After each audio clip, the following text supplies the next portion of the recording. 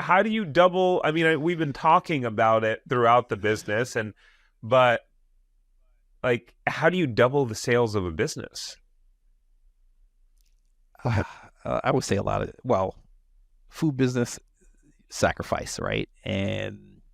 But you have to plan it too. So our thing was, let's get to a certain place. Let's be consistent, and then let's start increasing our hours, right? And so, we're open 7 days a week. We make most of our money at night, but we didn't have this morning lunch shift running.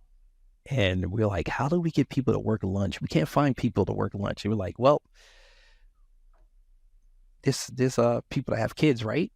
Maybe they could come and work while the kids are at school. So we started hiring people like that, right? And Or so, responsible?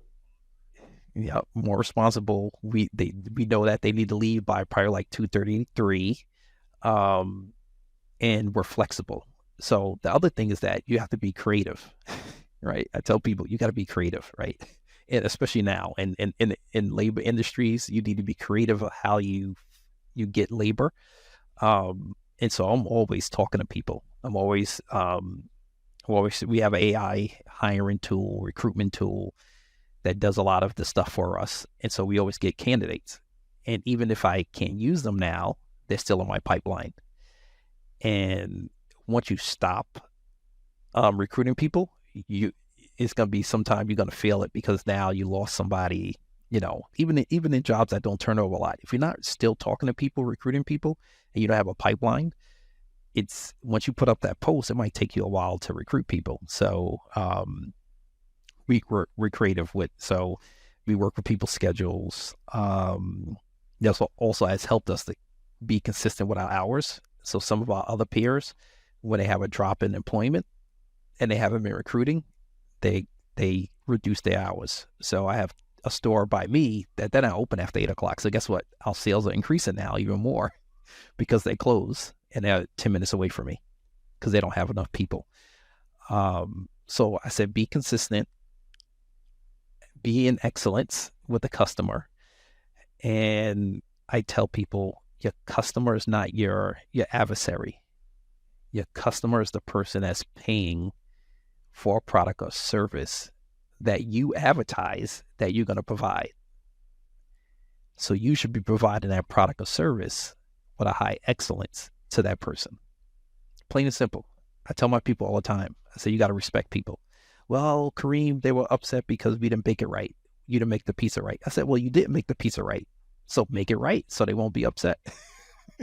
you know, Imagine that. like, come on, or it was late, Did you tell them it was going to be late? Like they, when I go in the stores, I'm not in there all the time. Maybe 3 times a week I go in, and they're like, Karriem, can you just get out of here? And I'm like, no, I'm having fun, man. I'm like, why is that customer still standing there? And they're like, I don't know. I said, well, ask the person. And it could be a simple thing. They were waiting for a pepperoni or cheese. Well, give them pepperoni or cheese. You have to, I tell people, you have to communicate with people. If you communicate with them, they'll be open. You tell them, hey, it's going to be, we're a little bit backed up. It's going to take a little bit while. They know if it's busy in the lobby. You don't tell them that, they're going to be like, what's going on? Yeah. Man, again, you're bringing back so many so many things that I forgot about since we sold the stores. Yeah, the food even business. like service, Tariq. Say it Even again. like service, right? I tell even service businesses, right? Franchise, like if you're in a service business and you don't communicate with your customer that you're running late to their house, or you need to change their schedule, and you don't show up, they're gonna call you. Where are you? And you're like, oh, I'm so sorry, I'm running late. Well, you should have had something, send a message to them, or you should have called them. And that's where people get upset. If you just communicate with them and let them know, they'll be fine. That's a good. If you enjoyed this short clip from the podcast, you can check out another short clip right here. Or if you want to watch the full episode of this podcast, you can watch that here. And remember, knowledge is not power. It's applied knowledge that's power. Take care. Have a great rest of your day.